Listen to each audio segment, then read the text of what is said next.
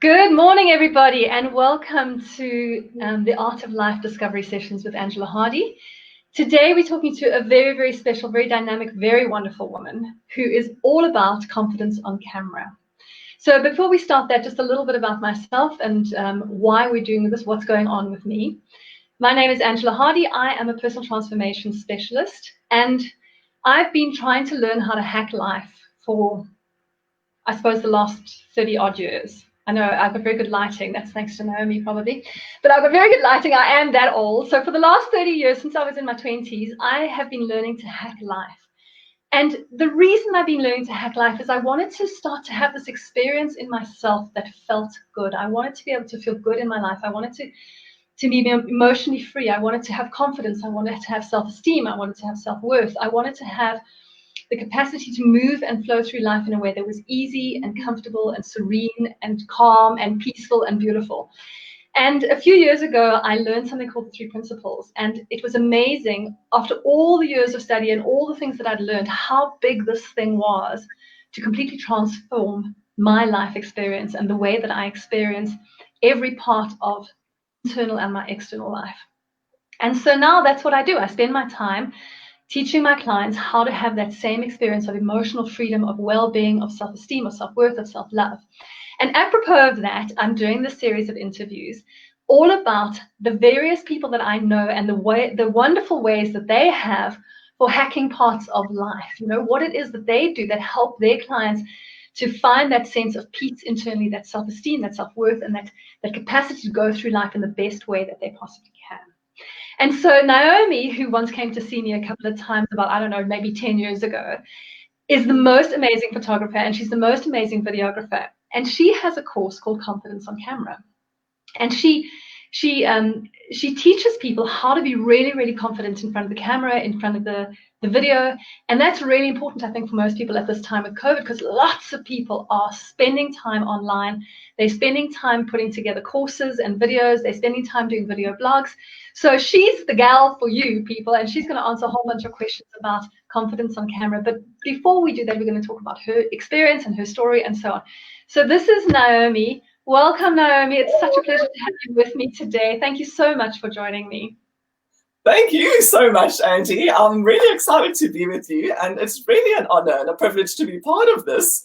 I've been loving the interview series. I really have. I've been watching some of them, and it's diverse, but we all have a similar message, really. And yours and mine is extremely closely aligned. And I love that. So it's exciting to be here. And way to go, yes, on your amazing lighting. You look gorgeous. You really do. Do you know what this is? Just for those of you, because this is appropriate right now with Naomi, this is a ring light. Do you know? You must know what a ring light is, right? Okay, so I'm going to turn my camera around and show those of you who don't know what a ring light is. That is a ring light. People, if I could have a little slave person walking in front of me with a battery-operated ring light wherever I went, I would, because honest to God, it takes 10 years off your face just like that. It looks amazing. It's true. What lighting are you busy using? Because your lighting is really excellent compared to most of the people I interview as well. Yes, so I have a ring light as well. Oh, awesome. I have another light on there, and then I have another light that's shining a little bit extra behind me because it tends to get a bit dark behind me. So yes, you're right on it. So Naomi's a photographer. She knows about lighting, people. Yeah, and that's one of the best ways that you can start getting confidence is to start looking at yourself and saying, hey, I look bad. And literally, as you say, Angie, you can go from looking very lined to almost completely unlined. And then I want that. I mean, when I look at myself in this light, I'm like 20 again. It's fantastic. Yeah, exactly. That's what we want. But I'll also say this, depending on where you are in your home, I'm also facing towards the window. I'm not sure if you are, Angie, but I am. Okay, so I've got a window in my office here. And so that actually also acts like a giant softbox, actually. So you might not even need lighting. And certain times of the day, I actually don't need any lighting. I can just literally sit and face the window. The thing is to be far back from the window enough that it's not hitting you with direct sunlight, because obviously then you get a lot of harshness. What you can also do is, if it comes through very brightly, you can put up some netting, you know, like wedding netting, just a couple of layers in front of the window, and that can also soften the light beautifully for you. Give you that diffused effect and that young look. That light on the background is also important because I'm actually quite close to my background, but you've got that nice distance. And I have interviewed people before where the background is very dark in relation to them. And that also, it doesn't give as great a dynamic as having. It's nice. Amazing. Yeah, thanks, darling. So is yours. I love your outfits. Oh, thank you. It's the hats. I'm back to wearing my hats again. Yeah, I love the hat. And I was actually going to say, just on that, just before I get into the journey, is that something that I keep in my studio is a selection of hats and scarves. Oh, really? Because they really help bring out your personality. Yeah. So especially when I was doing modeling portfolios, I used them a lot with my clients. And depending obviously on your brand and your personality, if it brings it out, it's bad. And the way that you use color as well is really powerful. And it can really influence the way that you feel and the way that people viewing you also feel. It can change the whole energy of what's happening. So kudos to you for that, girl. Thank you. I must be a natural talent, or maybe I did watch your course. Oh, there we go. Naomi knows stuff, people.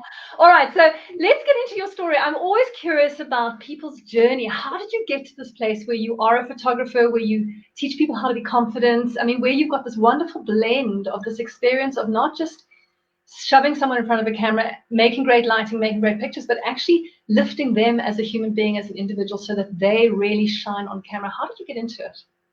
Oh, thanks, Angie. It's quite a long story. It started 25 years ago when I married my husband, Dave, because he already had an interest in photography and video.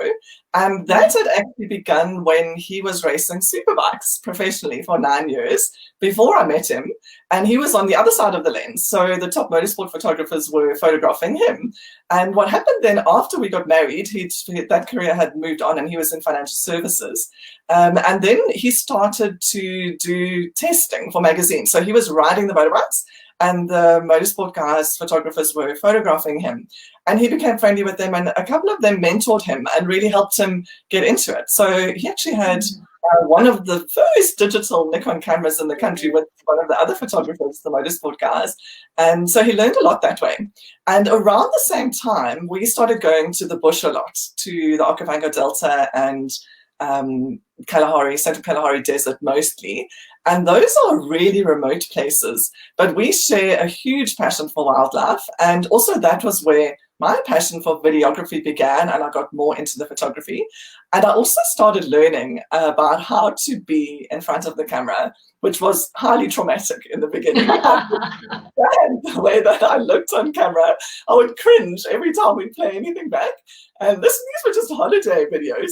But I realized pretty quickly that you actually just have to be yourself. Otherwise, you're not going to come across well. So that was the initiation for me. So we're really going back now 20 plus years ago. And then for many years, we were in corporate. Dave and I both worked in corporate, and we developed our business alongside that. So we actually registered our company back in 2001. And so our natural inclination was to be doing corporate and commercial work. And Dave has since become a licensed drone pilot, and he does a lot of aerial photography and video as well, which is fab. But what happened really for me, the turning point, was around 2004 when I took my beautiful stepdaughter, Terry Lee, for a photo shoot at a nearby studio. So this was before I had started photographing people. And we had just built our studio, but actually just because we needed more office space. And so I really wanted Terry Lee, she was 18 at the time, to have an experience of being affirmed in how beautiful she is, because that was something that I hadn't had. I had grown up with a severe squint in my right eye, and I had a huge hang-up about the way I looked. So that began when I was about 2 and continued, well, I still have it, but I can control it since I've been an adult. And I also wear contact lenses, so that's why you won't see it now. But I couldn't control it at all when I was growing up. So my 2 options really for interacting with the world were to look freaky with my squint or geeky with my ugly glasses, because there was no such thing as fashion eyewear back in the 60s and 70s. And I really had a hang up about it. And I mentioned this obviously in my courses too. I'm also an identical twin, very identical, and adore my sister. But the one thing between us that's the physical difference really is that she has perfect eyes. So from as children, it would really be I would be the twin who wore glasses, and many people couldn't actually tell us apart, other than the fact that, oh, one's got glasses and one doesn't. So it kind of focused for me on my defect, which was even worse, and I struggled to really develop my identity. And so by the time I was 18, oh, what happened with Terry Lee? Sorry, let me finish that part of the story. So I took her for this shoot at a nearby studio, and it was be a supermodel for a day package. And it was lovely. Yeah, and Terry's gorgeous. And so it was a great experience and quite an investment. But the photographer wasn't that skilled at really helping her to relax and really be herself on camera. So when we got back from that shoot, we just hung up a white sheet in our studio, which is what they had done. And we had a set of studio lights that Dave already had for something else that he was photographing. And we just and so for a whole holiday, Terry and I just played. So with makeup and hair and outfits and poses and different backdrops and settings, and we had an absolute ball. And I just loved it from the moment I started. And so then from there, started doing photography courses and marketing life and fashion and glamour photography and portrait care. I don't know what that sound is, Angie.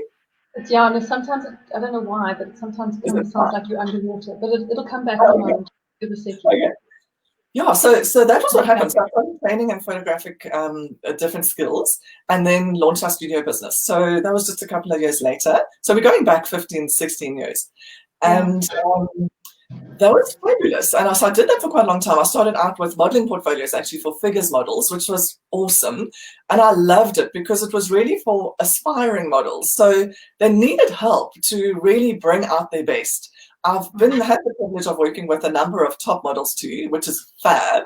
But I also love to work with people who need that bit of guidance and that bit of support and, you know, to really help them shine on camera. And I love that. So over the years, we had that. Then we actually took a break for a couple of years where Dave and I did conservation projects. So we did all the photography and video for wildlife conservation projects for a while, and then went back into the studio. And so all of this while we had the corporate and commercial business going. But I developed more and more of a longing to really develop my own much more feminine brand, because our corporate and commercial business has really got a lot more of a masculine feel. So I wanted to do that and just be able to have my website and put out my message in a more feminine way. And really, as Terry Lee sort of grew, she went from when she was 18, I was photographing the models, and then she became an entrepreneur. She started her own interior decorating business, and I started photographing more and more women entrepreneurs and really finding my heart space in doing that to really help them get their message out there in a beautiful, authentic way. And that's my passion. So around this time, it was about the end of 2015, I was thinking about this, putting out my brand in a more feminine way. And at the same time, what happened one day, I was paging through a women's magazine, and I came across a blank page with a little bar of soap in the middle, Dove soap, and one sentence that said, 4% of women worldwide consider themselves beautiful. Wow.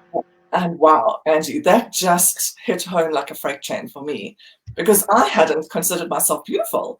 And I had thought I was the only one. I'd felt really alone in that. And when I read this, I was like, wow, this is crazy. And this needs to change. And we can do something about it. Let's do something about it. So that triggered my thinking to then really compile everything that I'd learned in 15 plus years of photographing and filming women in particular, to actually write a book. That was my go-to thinking, because I've done tons of writing. I've written a novel and I've written hundreds of blog posts, and I love writing. So I thought, let's do that.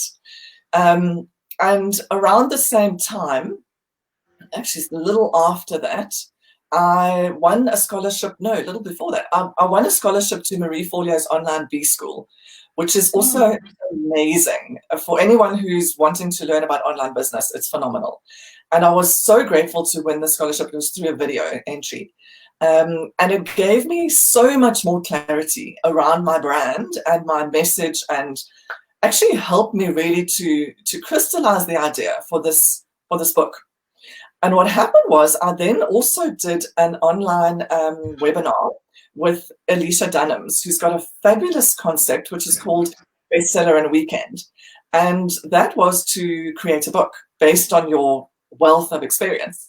And what she suggested was to brainstorm a title, a subtitle. So mine is Rock That Lens, How to Shine on Camera and Become the Star of Your Brand. And then to also brainstorm about 6 or 7 sections with 20 questions each that your clients will typically come up and ask you with. So over the years, all the things I've seen them struggle with. So the most pressing questions and problems. So I did that, and it was very quick. It just took an hour or two to put the questions together. And then my sister at the time, she interviewed me. And the cool thing about that is that you really get that conversational tone. So we sat in the studio in an interview setup, and then Dave set up the cameras and filmed us. And it took about 8 hours. We did like 4 sessions of about 2 hours each. And she just asked me the questions from an iPad, and I answered, and then we chatted. And she's just wonderful too. And she had her own makeup business. She really understood the clientele, and she was the right age group. So she could also give some input. And so we had a ton of fun. And then what happened is she took that, the audio from those videos, and transcribed that to form the first 57,000 word draft of my book. So, and then what we also did is we also used like little snippets from those videos to share as blogs, video blogs, which was cool. I was also able to populate my YouTube channel and share stuff on social media. And then began the process of refining all of that and testing it in live workshops. So I did that over about a 2-year period with groups of anything from 6 to 25 women typically. And when I say women, Angie, it's not that men don't feel camera shy. I actually had a fabulous man at one of my confidence on camera courses for video, because I used to do photos and videos separately just because there's so much to cover. And he came, and he's a medical doctor, and he was just fabulous. And he said he feels men are also, camera shy, but they hide it better. And in my experience, that's true, but they also are not nearly as invested in the outcome. So we photographed tons of corporate execs as well, really many, like whole exec teams, men and women. And the women get really involved. They as soon as they start seeing their photos, because I show them on the camera if I'm on location. In studio, we have a big screen connected to the camera. So straight away you see your results, and you can start giving feedback and seeing what you want to do. And so the women will be like, oh, maybe I can change my hair a little bit. Let's change the necklace. Maybe not my jacket, or maybe I can put, they get really involved, and it's fab, and then they can't wait to see their photos. Yeah. But on the one hand, are far more confident about how they look. They'll take a quick look, they'll go, I look amazing, thanks. My meeting. And I'm like, you probably know this about men. They're much more confident generally, or less. They have a less complicated relationship with the way they look. The way they look. Yes, the way they look. Not so much in themselves necessarily, but they're much less complicated about the way they look. Yes. And they can rock a barrel instead of a 6-pack and be like, I'm cool. Yeah. Bring out the speedo, babe. Yeah. Exactly. So that's the thing. So, and also there's more scope for us to play in terms of our hair and our clothing and all of that. So that's my focus has really been more for women. And the interesting statistics, for example, there's a statistic that also from the Dove surveys that was published in the Daily Mail Reporter, I think in the UK, which was that 52% of women avoid the camera because they don't like their smile. Hectic. And then there's another statistic that I share at the same time, which was from McLean's toothpaste research, that men say that the first thing that attracted them to a woman was her smile. Her smile. So like full of irony. Yeah, and it's unlikely that you're going to get a man who says, "Oh, I don't like my smile." That's not. They probably don't even think about it. Yeah, generally speaking, yeah. Yeah. So, so that's been my experience. Excuse my doggies. There's a truck going past, so I'm on my own here, so I don't have Dave to control them. Yeah, so that was the thing. So that triggered for me. Okay, let's do this training. So I tested the training in live workshops, which was fab because then we could do live exercises and really bring it alive. And I got wonderful feedback, and I learned things that way. Yeah. And then the whole process of editing this book, this manuscript, and adding stories and client stories and getting permissions and beautiful insights from mentors, getting permissions from them, compiling it all, unduplicating stuff and putting that all together. And then big job. Yeah, it happened over probably a 2-year period. It was quite a process, but I was so passionate about it, Angie. I promise you. I mean, it was just like. It was one of those things where you just can't not do it because you're so driven from inside. It's just such a joy, actually. And then, so this thing culminated in submitting to Penguin Random House, and I was like so excited. Okay, yeah. Anyway, their business editor loved it, and she said, "Oh, this is great. Please send me the full manuscript." And also, she commissioned a reader review, and then she submitted it to their concept committee, and they said no. So I was gutted, and she was disappointed as well, actually. And what she said is that their feedback was that they felt the content is so visual that it belongs online, and they're not sure that it will work so well in a published book. Very valid point. As much as I was like, oh no. In the meantime, I had done B School, so I was hugely inspired by Marie and her whole manner of teaching online. Absolutely loved it. And what I did then is I was like, okay, let's make a course. And that's what I did. So I literally had the full manuscript that I could reverse back into scripts for my videos, which is the 6-hour basis of my full online Rock That Lens system. And then I've got sort of additional resources and things as well. But that's the main thing. And I was so heartened a long time later, so a couple of years after that, recently, when Marie published her book. She published what's it called? Everything is Figureoutable, quite recently. And she shared in her email that one of her chapters was rejected by her publisher. And she was gutted about the one chapter. And then she realized, well, actually, it belongs online. And so, and it did. And for the same reason as mine, particularly because it's all about photos and videos. So what I do in my course is I demonstrate what I'm talking about. And I use literally hundreds of cutaways to different shoots that I've done to give visual examples. So it's extremely visual, and you can gain so much more from going through the experience of the course, doing the exercises and watching the videos and really absorbing the way it comes across, because that's one of the huge keys that I learned from Marie from B School. So her content, the core of the content is similarly about 6 hours, and then she's got tons of resources and an amazing community. I mean, it's really a phenomenal course.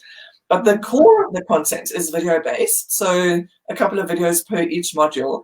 And as much as I learned from the actual content itself, I learned so much from seeing how brilliantly she teaches, how she puts the content together, how she portrays it, puts it across, the way she compiles the videos, the whole production process, because it's just the benchmark in terms of quality. And it's awesome.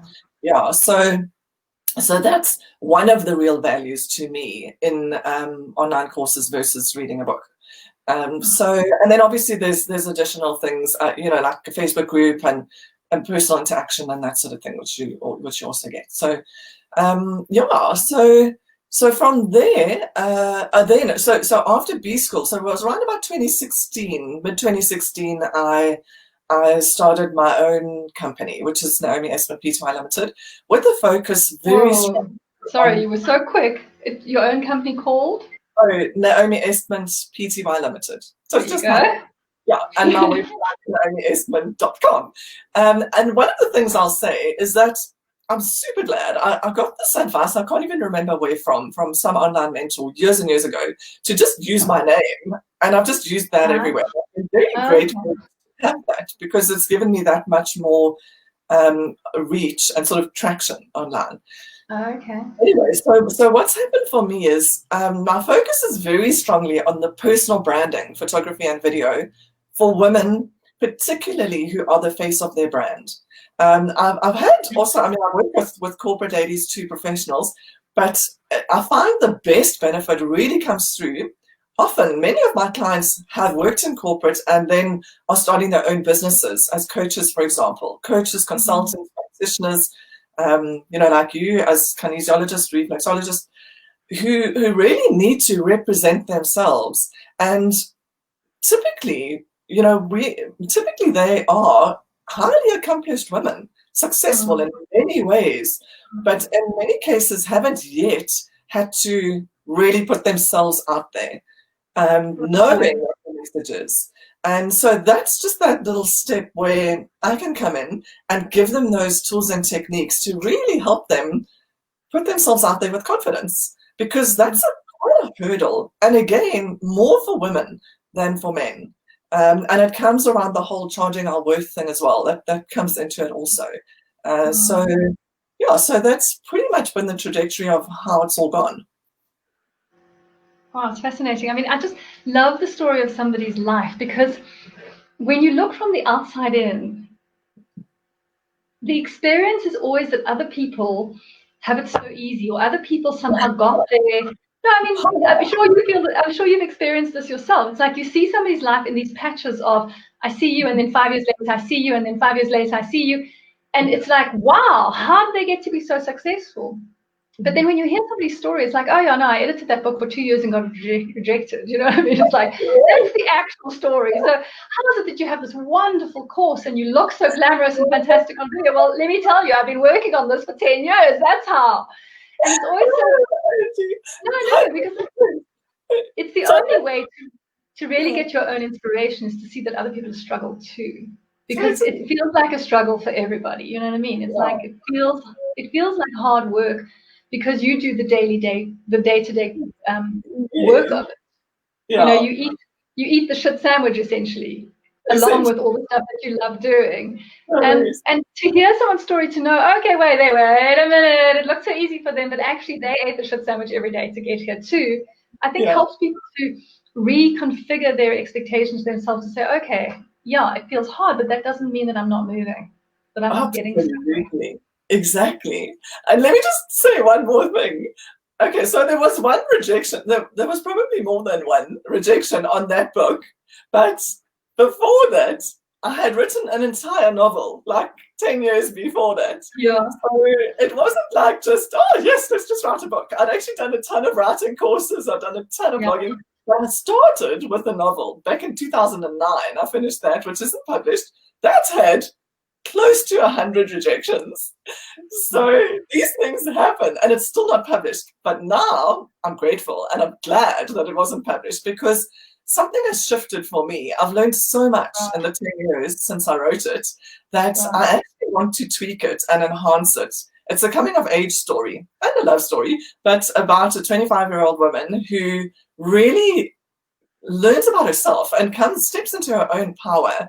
And it's what I want to do is I actually want to align that with my message, to let her do that through the medium and the metaphor of learning to become confident on camera and learning to shine on camera, because it's such a powerful route. And I've experienced it myself. So everything for a reason, hey, Angie. It's the school fees pay their price eventually. But at the time, they feel like there's a lot of school going on here. It's a hell of a lot of school going on here. But now that we're like through something. Exactly. Now that we're this age, you look back and there's a lot of learning that's happened, a lot of experience. And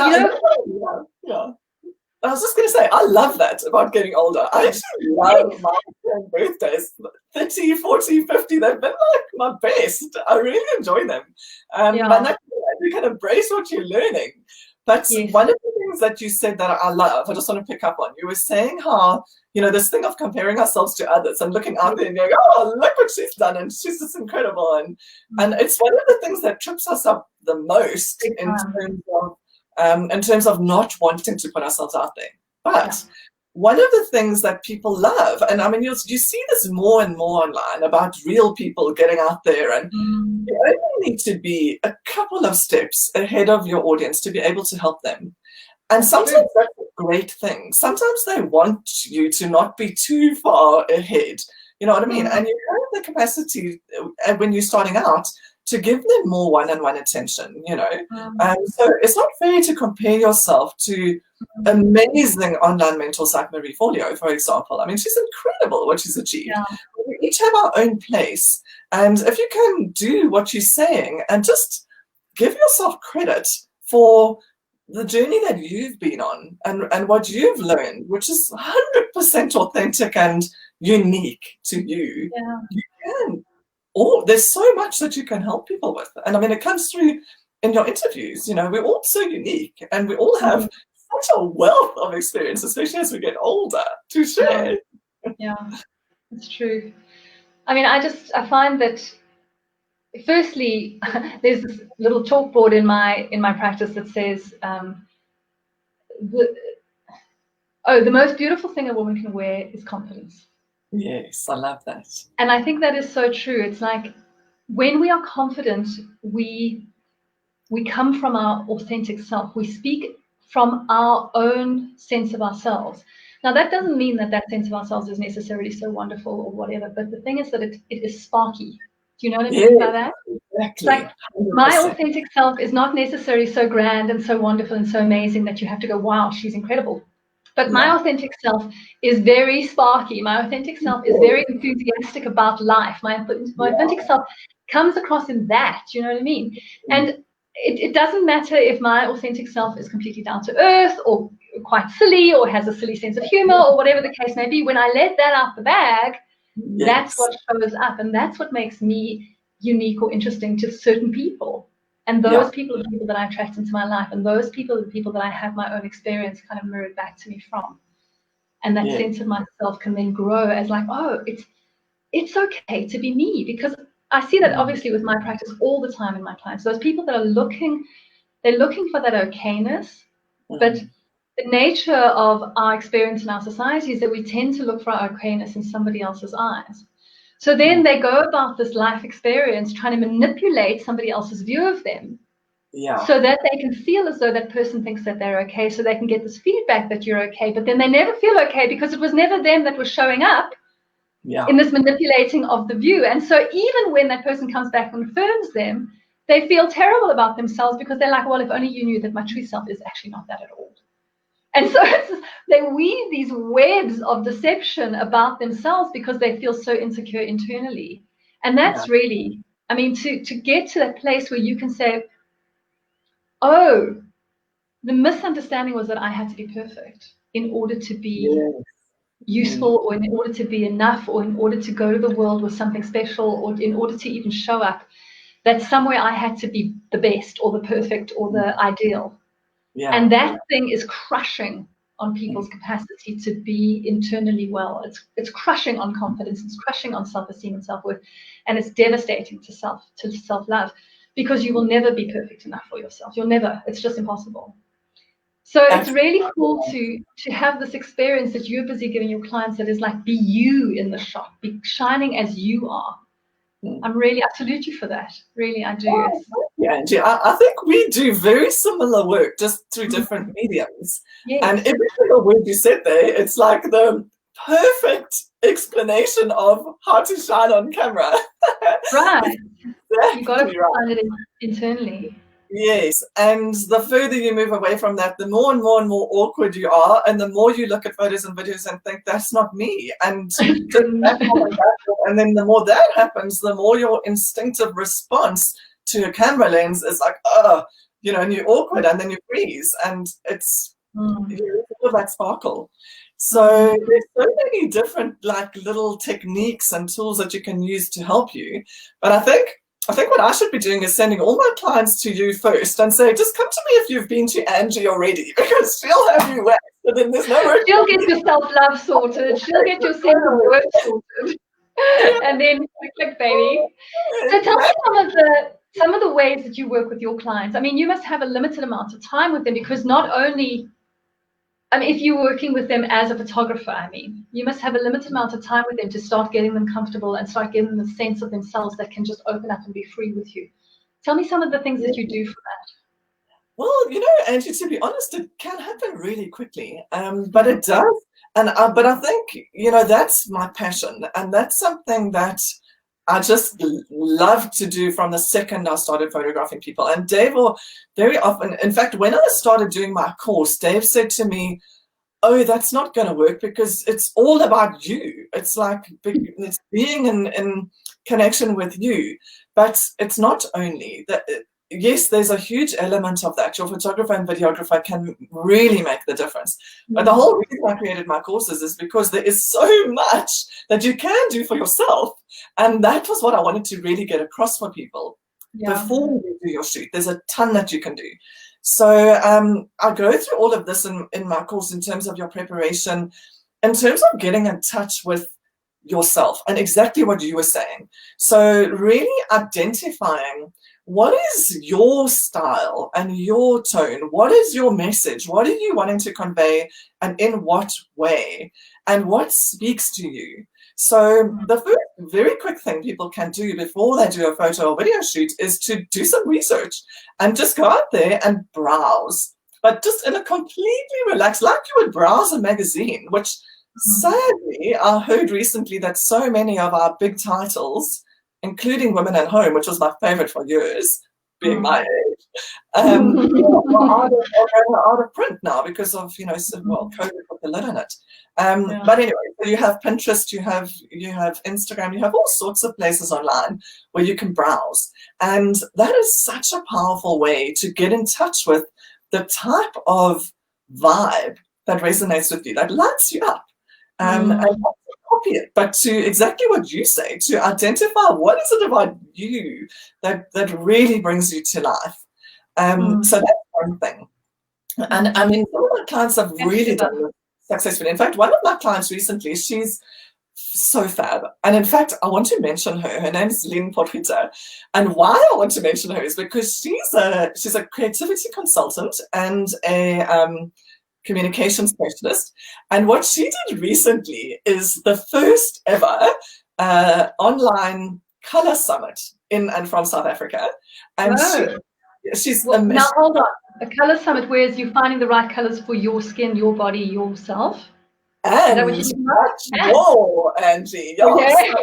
So I want to put a little link for people because it was so fab. So I was one of the people who interviewed me, and I was very honored. One of 14. So they're all different topics to do with color. Now, Lynn is a color expert as well. She, in fact, did a color reading for me before my courses. And one of the things that I started wearing is red because of Lynn. So it was fascinating. And I'd never worn red before that, like ever, that I could remember. And one of the things that red can do is it can really raise your vibe, and it can help to ground you. So just one quick example. And so we had an interview. So there were 14 of us, all different aspects of color to do with, how you feel. I mean, there was aromatherapy stuff, food, color in all sorts of things. So what you're saying to do with your personal branding, your coloring. Okay. And we had an entire conversation around color and what to wear on camera. So that's how much can be involved in that. Right. Anyway, what Lynn did, so I did a shoot for her quite recently too, and she, because she was creating a new website, so she went and she looked at some fab images on Pinterest to give her ideas. And she had initially started out with the idea of doing a studio shoot. But when she looked at all of these images, it was really clear that what resonated with her was a lifestyle shoot. So she found a beautiful venue in her home, lovely, of an artist friend of hers, and just the most gorgeous setting with that beautiful, like a real natural wooden desk and like lovely textures everywhere, beautiful setting. And in fact, a little dog that was there, that wandered into the shots. And you know, when you're saying your sparkle, there's huge value in preparing for a shoot, so that you can make the most of your time with your photographer or videographer, obviously, in terms of your setting and your outfits, and just line it up so that you don't have to waste any time changing and doing all of that. But then let go and be open to the alchemy and the magic transpiring, because you just never know exactly what's going to happen. And so, for example, I did another lovely shoot recently here. So in my studio, I'll also quite often do a few outdoor shots in the garden. And so I had this wonderful client here, and she's from corporate. She's moving from corporate into her own consulting scenario. So we did some really nice professional stuff in the studio, but then we went outside, and she was lying on a bench, actually, and my one dog came up and gave her a kiss on the nose, and she just loved those photos. So things like that, it's almost the shots between the shots can really be where the magic happens, where someone's kind of looking away, and that's not to say that's all you want, but that's an indication of the zone you want to be in. Like you say, the sparkle. And I use that word too, Angie. That's it's my favorite word in a shoot. I'll often say to my clients, sparkle for me, because I also want to put the word sparkle in their mind, because your mind, you know, science tells us, can only hold one thought at a time, and so you can choose that thought. That's entirely in your hands. And if you think sparkle, you can actually physically imagine it in your eyes. And what I say to people as well is that has to come from you. We can't create that. We can't put it there, not even in editing. It's post-production. It's got to come from you. So it's our job to capture it. And obviously, you know, with what I do a lot to help bring that out. But not every photographer or videographer will do that. And there's not always time for that. So the more that you can get yourself into that zone, and you can do all sorts of things. You know, you can play music beforehand, or you can do a visualization exercise. You can meditate if meditating works for you. You can do things beforehand, you know, in terms of preparing yourself, in terms of what you're going to be wearing, and the visualization is actually very powerful, because combined with that is really getting in touch with that message. And like we said earlier, that style and that tone and that newness, that's really you. Another thing is props. So, for example, a cappuccino. And it's amazing how much it can relax you and make you feel more like yourself if you just holding a cappuccino, for example. I mean, ridiculous, but having something to do with your hands, even a scarf that you can like play with. People get into like funky little poses if I put a scarf around their neck. Really? You know, the funniest thing, Angie, something that I do in studio, I often use a white backdrop, and I often use a grey backdrop. Sometimes I'll use others, but a mid-grey can be really fab, and you know, it can tone from dark to light. And what I do with that backdrop is I give them, I don't have it with me right now, a little strip. It looks like a paint swatch, and it's got a pure white, grey, and black. And it's actually, and I make them hold it and take one shot like that. And that is just to get my color perfect in for the rest of my shoot. And when they do that, I must tell you, I get the most sexiest poses. It's like, their own, because they know that's not part of it. You're not going to use it. Yeah. So that's just an example. So you can do those little things. I photographed a fabulous woman who's actually a mentor of mine as well in Canada. And she was here. She was speaking at a conference where I was doing one of the breakaways, and she was the main speaker. And so we did a shoot for her after that. And she's a fantastic speaker. She's like really, she's got awards and what have you. It's really her thing, public speaking. So, but she was really tired from doing this conference for 2 days, and she'd come all the way from Canada. And she was in her 60s already.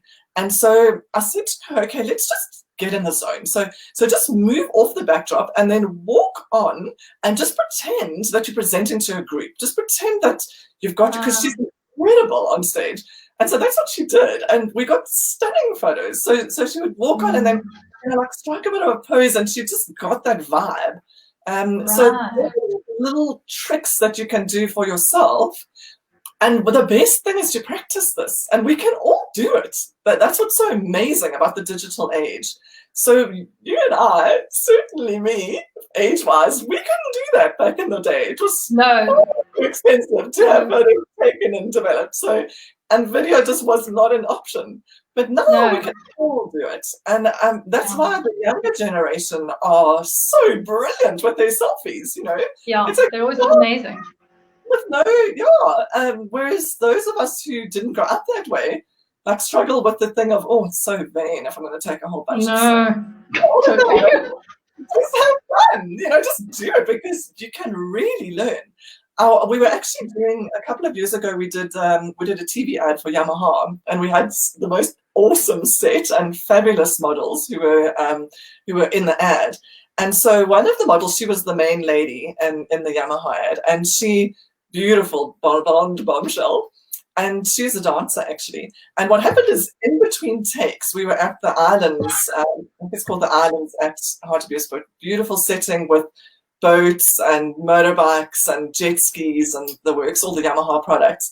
And so in between takes, I said to her, oh, come Mish, let's just take a few pics of you with the bikes.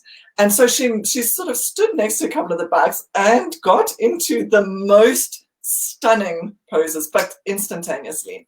So much so that every guy on set would, like, stopped what they were doing and were like, wow. Bikini, you know, with long blonde hair and a gorgeous tan, and she just looked incredible. And so I said to her, wow, you know, you really know what you're doing with your body. And she said, because I practiced. And you know, she was like a top model too, and she had done that, and as a dancer, obviously she had an advantage too. But we can all do that. So, you know, it's the easiest thing. And the same with being on video. It's so important to get comfortable with the way that you look and you sound. And it's so easy, you know, just get your ring light or sit in front of a window. Get your ring light, people. Yes, and they don't have to be expensive at all. Ring light was about 400 Rand, I think, or 450 Rand. You can get a range, obviously, of power and what have you, depending on what you need, but it doesn't have to be expensive. So that's one of the other keys, is to really practice and see what works for your body. And I'm talking photos now, specifically in terms of posing, but also for videos, because different things work for different people. Some people are really comfortable sitting on a stool, and some people are totally not. Some people love posing on the floor, and some people are just awkward doing that. You know, so get used to that for yourself, so that you have, like, you know, you can just hop into that space quickly, because we all have many ways. And that inner sparkle, we all have it, and we can all shine on camera. There's a beautiful quote, Angie, that I just love, from Ralph Waldo Emerson. And he says, pretty is something you're born with, but beautiful, that's an equal opportunity adjective. And it's so true. Like that. I promise you. And every person I photographed is absolutely beautiful in their own way. And they all have that sparkle. Totally. And especially when they do release that sparkle and let it out. I mean, that's really when it comes to life. So one of the other ways to do that is to think about one person on the other side of the lens. And this is massively true for video, but also even for photos. Think about who is going to see your pictures and view your video, and have them in mind. Look through that lens as if you're looking into their eyes. And you straight away, you want to smile and you want to feel that sense of warmth. And it's so different from having this awkward, trying to be perfect, impress everybody vibe, or even worse on video, how am I going to sell to everybody? You know, just forget about that. It's not about that. It's about sharing something unique and authentic between you and that one person. And so I often say, I often think of either my stepdaughter Terry Lee, and also often my niece, my twin's daughter, who's my goddaughter. And I just love them both so much. And they're that much younger than me. So I know there are some things that I could teach them. And I just get such a sense of love and warmth if I think about them. And the minute I think I'm looking at them through the camera, I just want to smile. And by the way, your smile is your best asset. So use that, you know, it just really can come through. You'd be amazed. I mean, especially for video, when we're filming people, as soon as someone gets anxious, the first thing that goes out of the window is the smile. And you can light yourself up from inside. Smile, you know, as well as anyone else. And you can begin by faking it. You know, there is that science that tells us as well that if you hold a pencil between your teeth and it makes you smile, it'll make you feel better. If it doesn't make you throw up. If it doesn't make you throw up. Okay, sorry. Yeah, there's that fab. I don't know if you've watched the TED Talk, one of the most watched TED Talks by Amy Cuddy on body language. Oh, the one where she does that. Yes, exactly. Yes. And I say that actually in my course too, exactly. And what she said is, so that's the V for victory. And even blind people do that when they finish a race, apparently, even though they've never seen anyone else do it. It gives you that sense of victory, and it's that openness. So that's another little trick to do before a shoot. If you're feeling like the last thing you want to do is this, you know, self-protection mode. And so she talks about interviews, about your body language before an interview, and you know, with your hands on your hips, or you know, with your arms up and up. Yeah, exactly. Oh, and by the way, that's another thing I always say: shoulders back, chest out, tummy in, and that's all. Seasoned models, I tell this all the time. I mean, look at it. As soon as you do that, you start feeling a bit cheeky, don't you? You know, like. Well, I always say tits up, shoulders back, chin out, and everyone's like, "Oh God." Nothing like being a little crude to bring out the irreverent in people. No, but it also goes for men. So when I say, because with a man as well, what you want them to get that presence. Expansion of yes, the shoulders. You want that openness and the sort of breadth. And then you also want to bring your torso slightly forward towards the camera so that you're engaging. So I might be rocking a bit, which is what you don't want to do. Yeah, it's not too bad on video. It's not too bad if you move side to side. You can probably see here, but if you do this, then your camera struggles to focus. Focus, right. And I talk with my whole body, so I do tend to But that's something just to bear in mind, especially if you're a public speaker and you're used to speaking on stage. It's a very different. Yeah, they move a lot back and forth. Yeah. That, and also the whole experience is very different because you get so much feedback from people in a live group that you don't get on video. You have to keep your own energy when you're speaking alone. And it's not. Well, I suppose it depends on whether you're an extrovert or an introvert, maybe, because it's not difficult to create that energy. But I know when I did my own online course, as I do videos and video blogs and that kind of stuff, I'll often do 1 take, 2 take, 3 take, 4 take. And as I'm starting to get into the content, I'm starting to get into the zone.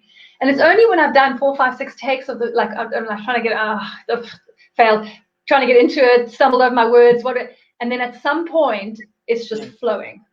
Fantastic. And that's when the whole body starts to shine, and you can see the energy has come up. And so, it doesn't matter how many you do. You don't expect to get the first one right, because you've got to actually start getting the mobility, the motion, the language is starting to flow through your mind, the concept is starting to move in your mind. You get into that zone of your thinking. That's when it starts to come across. Brilliant, Angie. So there's also a couple of tricks there. And I will say, though, you are very good on camera. You are. Oh, thank you. You really are, and you're a lot more experienced, I think, than quite a few people who might be watching. And what you're saying is exactly right. But it also comes with experience. But there are a couple of different things that you can do, and one of them also is you can use a teleprompt, which can work like a dream. And one of the reasons, but not necessarily. So it depends on you. Right. It depends on your style. Yeah, I'd rather. Myself in the eye, because I don't actually read. I mean, I'm a very, very avid reader, but I don't read aloud well. So for those people who don't read aloud well, there's suddenly this added pressure. that a teleprompter is them, rather than moving into their thing that they're actually speaking from the heart. Wow. Okay, so that's amazing. So there are different ways of approaching this. And what you just know yourself, right? You've got to know yourself. Got to know yourself, yes. And what I found is with the teleprompt, if you record, so for me, where it's been incredibly valuable is in my course, because I had a ton of content, 6 hours of highly edited content. I could never in a million years have got that across to anywhere near the quality of content that I did. But your course is very slick. I mean, mine is not slick like that. Mine's more like, woohoo, here I come, people. Whereas yours is actually very, very slick. Yeah, no, but that's 100% got its place. It depends what you're doing. The other place where the teleprompters really helped me is for a very short video. So like my intro video for B School, which had to be 90 seconds long. And I had so much I wanted to say. When my first draft was 11 minutes, I was like, how am I going to do this? And so, but what I find is if you can combine the conversational, the flow. So when you record the script that you want to then use. If you record that in flow, you can get that flow and that conversational tone, and then you can cut it and you can really give it impact, but make it very concise. And then one of the interesting things, if you do use a teleprompter, is that you actually free yourself completely to really give the energy that you want to give. As long as you know your content, because then you're not even thinking about what you said, what you might need to remember. You really are, you can be in flow, but just different ways of doing things. I think there's huge value in both for depending on the person.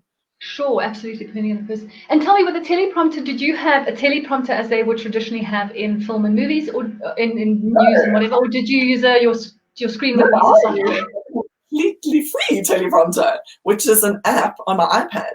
And it's fab. It works like an absolute dream. And the writing screen, you can set it to whatever size, whatever speed you need. But the trick, though, is that you need it to be at least, I'd say, about 3 meters in front of you where your camera needs to be. So it's tricky to use with a phone, for example, because your phone is so wide and you can't really get a nice setting. So that's the thing, because otherwise it looks like you're reading. But there's also a trick to using it, because you don't want to read. You want to No. Do you know what I mean? But you should look like you're reading. Yeah, and so you want your eyes to be, more or less where your camera lens. So we would use it in between 2 camera lenses, but tight, because we typically film video dual camera, so that you've got a beautiful opportunity to cut between a wider angle and a tighter angle, which is just makes it seamless and really nice to watch. So with the teleprompter, the other lacquer thing is that you don't have to worry, and especially if you're shooting with 2 cameras, you don't have to worry about going back to the beginning every time and forgetting about where you are and, repeating. You just literally scroll down a sentence and start again from there. So it really does have its place in certain contexts, but as not always, and it depends on your style. I have seen, obviously, I've seen it used very effectively. I mean, when I was on those Real Health shows, they used the teleprompter for the host used the teleprompter all the time. And she was amazing. It was so slick and so smooth. She almost never did a retake. It was really, really, really effective for her. That's the thing. It really helps you to streamline. So especially if you're paying for a shoot, it really helps you to streamline what you're doing and get that message. There's no time for let's fool around and see if it's okay. Did it come out okay? Nah, I think I should do it again. There's no time for that. You're paying for somebody. So cool. Amazing. Okay, so now we've been talking about your course. Guys, Naomi has a course, Confidence on Camera, and you've got a short version which you give away for free, and then the extended version which is full of detail and whatever. Am I understanding correctly? Yes, that's right. Tell me all about it. Okay, so the full version is called Rock That Lens, and that, like I say, is the full 6 hours plus additional add-ons. And then what I've done is I've actually divided that into the 4 sections. So Confidence on Camera is one of the sections, which you can get standalone. Then there's Personal Branding Shoots, which is everything to do with mastering the details of your shoots, your outfits, your props, your settings, etc. And then the third one is Posing and Presenting. So posing in photos and presenting on video specifically. And I do a whole live shoot. When I say live, it was recorded live with Terry Lee, where she's going through 70 poses. So it's actually fab from a posing point of view. And then the presenting. for video. And then the last one is Visual Marketing Mojo. So that is really about getting your mojo on to get those photos and videos out there online in the best way that you can. So it's sort of leading you through the process. So that's the full thing. And then my intro course is, I've just pulled seven, so it's 7 modules in total, the big one. And I've just pulled a little 3-minute video from each of the 7 modules into the intro. So you get a little feel for each of those aspects of it. And then it's got a downloadable PDF with each video with some exercises. And I highly recommend, if anybody does do the free course, I'd love if you do, then do the exercises, because you can get some quick wins. And it's in the action that really the value comes and the transformation can happen. So what is the free course called, and where would they get that? And then where would they get the full course? And what? Okay, so the free course is called Rock That Lens Intro. And all of them, they're all available at courses.naomiestment.com. They're all available, say again, please? At Naomi Estment, or courses.naomiestment.com. I actually put a link, I don't know if it's there, but I put a link below the chat to the free one. And then my website also has a lot more info, and you can link to the courses from there too. And that's just naomiestment.com.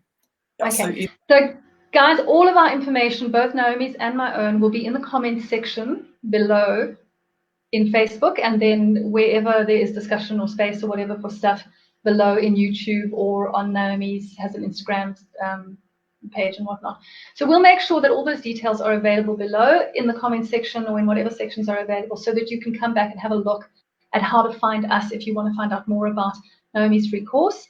I actually do have a course as well. I have a course on anger management, and I have a course on how to bring your husband to heal. And I'm busy working on a mindfulness course right now. So I've got a whole bunch of stuff also on both Udemy and Teachable. And you can go and check them out. I'll put a link to those below as well. Might as well have a look at what I'm up to if you're interested in doing any online courses. But this has been a really sweet pleasure. I mean, we've already been gone an hour, so I guess we better call it a day. But really, we could go on for another 5 hours learning all these wonderful tips and techniques and tricks. You have been a real pleasure to interview. Thank you so much for being on board. And don't forget to put your details below. And guys, go check out Naomi on her website and on her courses.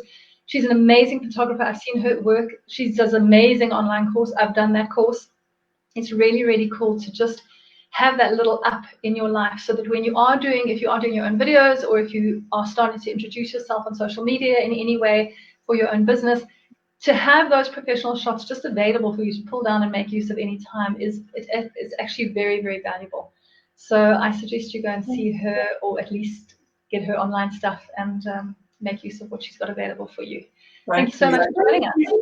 Thank you so much, Angie. And I just want to say right back at you, your work is awesome, really. And your kinesiology too. As you say, I experienced that and it was fab. And yeah, so I just love what you're doing, and well done for that. And thank you so much for the opportunity to participate here. It's been awesome. As you say, we could chat for hours. Yeah, no, I mean, I'm all about the confidence. You're all about the confidence. We could go on and on and on. Thanks so much. Okay, so that's all from us today, guys. Have a wonderful day, and I hope you've enjoyed this and you found it useful. Cheers for now. Bye.